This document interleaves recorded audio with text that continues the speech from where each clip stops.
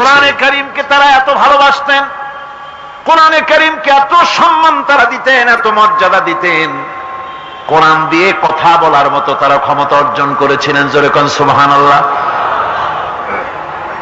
হযরত আব্দুল্লাহ বিন মুবারক রাহমাতুল্লাহ আলাইহি জবরদস্ত মুহাদ্দিস, তার আমলের অনেক বড় আলেম, হজ করতে এসেছেন। হজের কাজ সমাপন করে যখন তিনি রওনা করেছেন, দেখেন কোনো মানুষজন নাই। কাবার চত্বরে একটা মহিলা চাদর মুড়ি দিয়ে শুয়ে আছেন। উনি মনে করলেন বুঝিবা লোকটা মরা, মরা কি জিন্দা বোঝার জন্য কাছে গিয়ে সালাম দিলেন, আসসালামু আলাইকুম। সালামের জবাব ওয়ালাইকুম আসসালাম না হয়ে চাদরের ভিতর থেকে জবাব এলো, সালামুন কাওলাম মির রাব্বির রহিম। পরম করুণাময় পরওয়ারদিগারের পক্ষ থেকে তোমার প্রতি শান্তি কথিত হোক। মুহাদ্দিস সাহেব প্রশ্ন করলেন, মা, হজ করতে এসে লোকেরা তো সব চলে গেছে, আপনি এখানে একাকী পড়ে আছেন কেন? তিনি জবাবে কোরআনে কারীম থেকে বললেন, মাইয়ুদলিলিল্লাহু ফামা লাহু মিন হাদ। আল্লাহ পাক যাকে পথভ্রষ্ট করেন তারে কেউ পথ দেখাইতে পারে না। অর্থাৎ আমি তো হজ করতে আসছিলাম, পথ হারাই ফেলছি, সাথী সঙ্গীরা কে কোথায় চলে গেছে আমি খুঁজে পাই না, এই জন্য মুসিবতে পড়ছি, একাকী পড়ে আছি, এখন আমার উপায়টা কি? মুহাদ্দিস সাহেব বলছেন, মা, একাকিনী এই অবস্থায় কত সময় পড়ে আছেন? তিনি জবাবে কোরআনে কারীমের একটি আয়াত তেলাওয়াত করে জবাব দিলেন, সালাসা লায়ালিন সাবিয়া। 3 রাত পূর্ণ হয়ে গেছে। আরে 3টা রাত আপনার পূর্ণ হয়ে গেল, এখানে আপনার পানাহারের বন্দোবস্ত কি? খাইছেন কি? বুড়ি জবাবে কোরআনে কারীমের আয়াত পেশ করে মুহাদ্দিসের জবাব দিয়ে দিলেন, আল্লাযী হুয়া ইউতঈমুনি ওয়া ইয়াসকিন। ওই মহান আল্লাহ রাব্বুল আলামিন তিনি আমার পানাহারের বন্দোবস্ত করেছেন। মুহাদ্দিস সাহেব বলছেন, মা,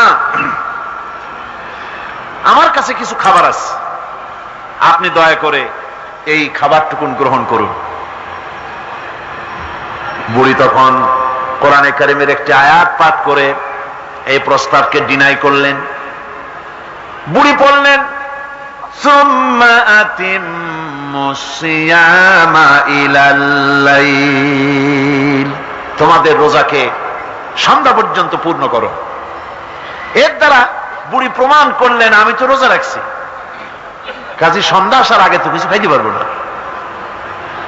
মুহাদ্দিস সাহেব বলছেন, বুড়িমা,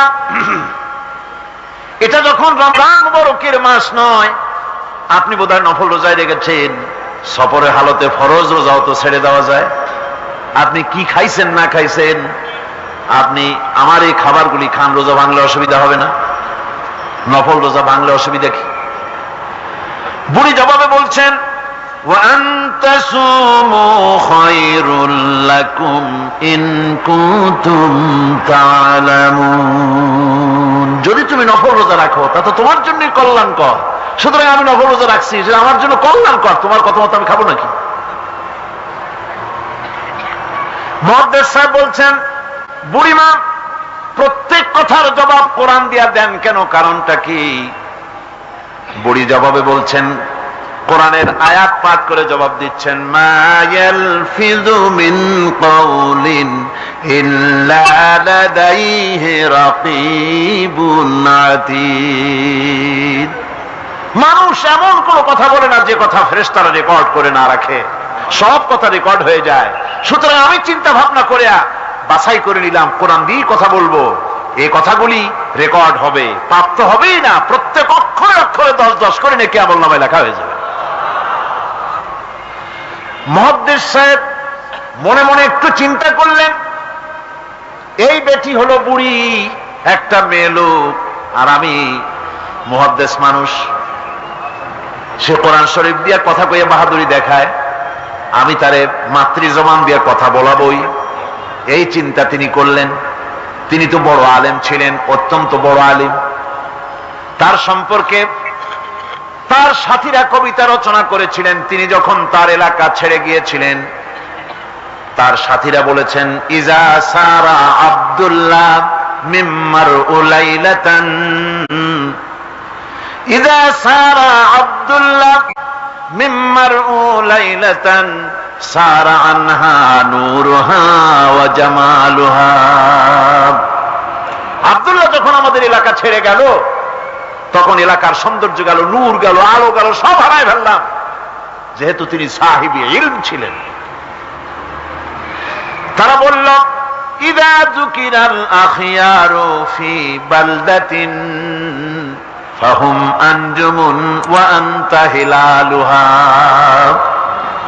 আমরা যখন আমাদের বন্ধুদের মধ্যে আলোচনা করি, তখন আমাদের বন্ধুরা আর যত বড় বড় আলেম আছে, তারা যদি তারকা হয়, তাহলে আব্দুল্লাহ তুমি তো সেই তারকা রাজির মধ্যে চাঁদের মতো। এরকম বড় আলেম ছিলেন হযরত আব্দুল্লাহ বিন মুবারক। তিনি চিন্তা করলেন, এই বুড়ি দেখি তারে দিয়া তার মাতৃজবনে কথা কওয়া যায় নাকি। তিনি জিজ্ঞেস করলেন, আচ্ছা বুড়িমা, বাড়ি কই? ওনার চিন্তা, বাড়ি ওই কোরআন শরীফের মধ্যে তো খাগড়াছড়ি ফটিকছড়ি নাই, গ্রামের নাম তো নাই, ধরা যায় নাকি। তিনি যখন বাড়ির প্রশ্ন করলেন, বুড়ি তখন কোরআনে কারীমের আয়াত তেলাওয়াত করে বাড়ির জবাব দিয়ে দিলেন, সুবহানাল্লাযী আসরা বিআবদিহি লাইলাম মিনাল মাসজিদিল হারাম ইলাল মাসজিদিল আকসা। পবিত্র মহান সত্তা, দোষ ত্রুটি অক্ষমতা দুর্বলতা থেকে মুক্ত সেই মহান সত্তা, যিনি তার বান্দাকে ইসলাহ করিয়েছেন মসজিদে হারাম থেকে মসজিদে আকসা পর্যন্ত। এর দ্বারা তিনি প্রমাণ করতে চাইলেন, মসজিদে হারামে আসছি হজ করতে, আর মসজিদে আকসার কাছে আমার বাড়ি। মুহাদ্দিস সাহেব না পেরে তিনি তখন চিন্তা করলেন, এমন বিদুষী মহিলা একা একে ফেলে যাওয়া কিছুতেই বুদ্ধিমানের কাম না। তিনি বললেন, মা, আমার কাছে একটা উট আছে, আপনি যদি রাজি হন, উটের পৃষ্ঠে সওয়ার করে আপনার গন্তব্যে পৌঁছায় দেই।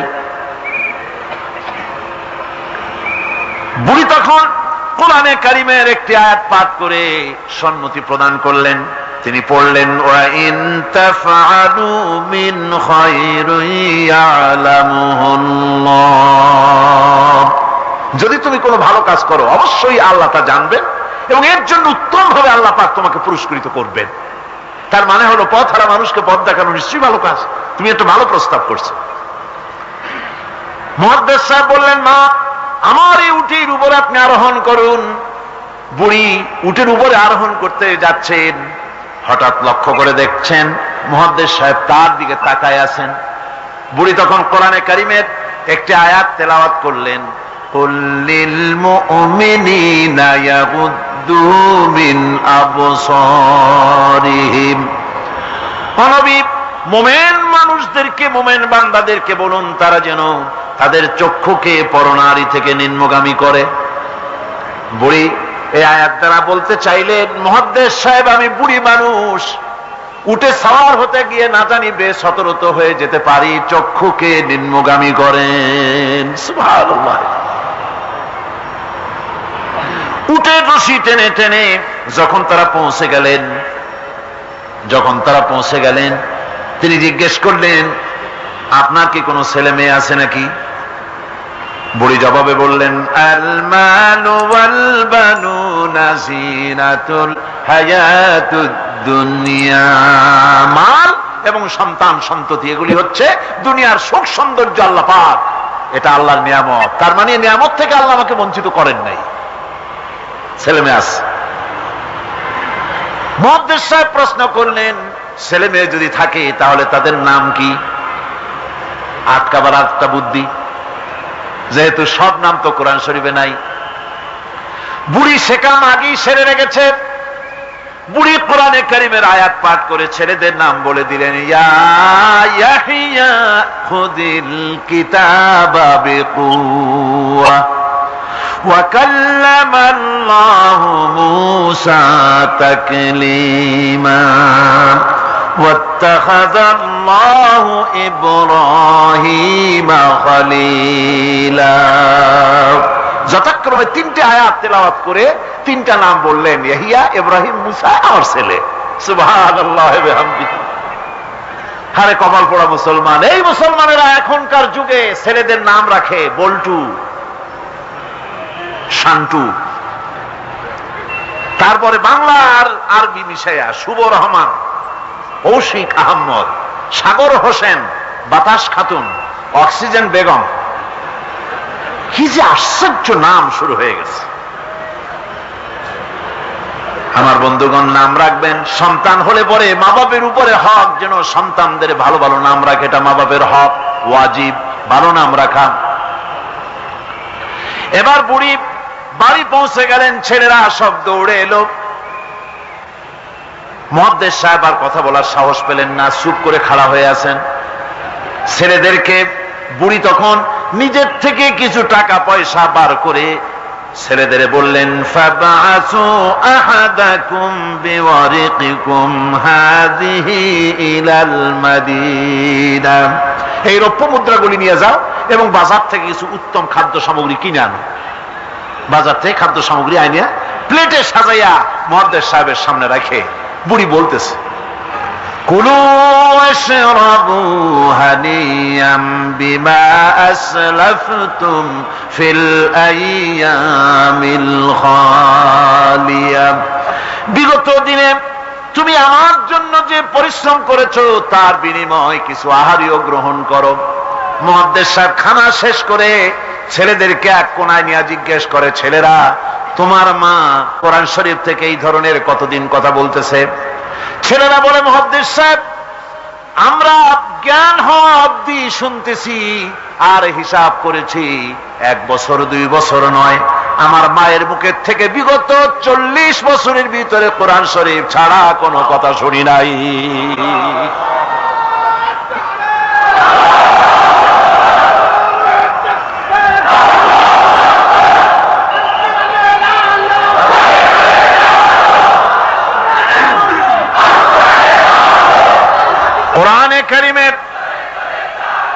কোরআনে কারীমের প্রতি মানুষের, তৎকালীন যুগের মানুষের এই মহব্বত ছিল, এই ভালোবাসা ছিল, এই আকর্ষণ ছিল।